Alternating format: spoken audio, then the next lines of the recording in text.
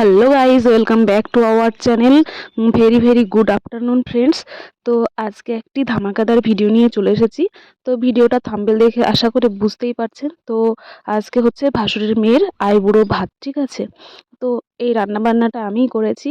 এবার আপনাদেরকে না শেয়ার করলে আমার ভালো লাগে না, তার জন্যই শেয়ার করা, ঠিক আছে। কি কি রান্না করেছি, মেনুতে কি আছে সেটাই বলি। তো এখানে ভাত, মাছ ভাজা, আলু ভাজা, শিম ভাজা, বেগুন ভাজা, আর রয়েছে পায়েস, আর এখানে মাছের মাথা দিয়ে ডাল, মাছের ঝোল, আর 5 রকমের মিষ্টি, আর রয়েছে দই, ঠিক আছে।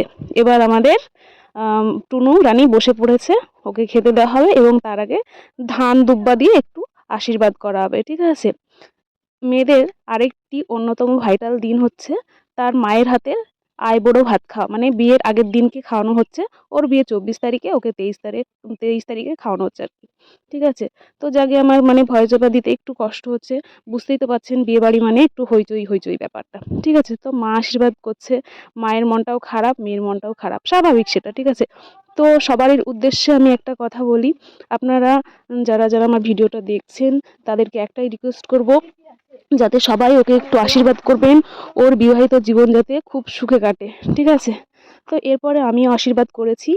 আর সন্ধ্যাবেলায় ওর মেহেদি পরানো হয়েছিল, ঠিক আছে। মেহেদিটা দেখুন, মানে ভালো করে পরানো হয়েছিল না, নেক্সটটা আমি পরিয়ে দিয়েছি। মানে এক সাইডে পরানো হয়েছে আর এক সাইডে পরানো হয়েছিল না, ঠিক আছে। তো যে পরিয়েছে তার বাচ্চা ছিল, সে পারেনি পরাতে।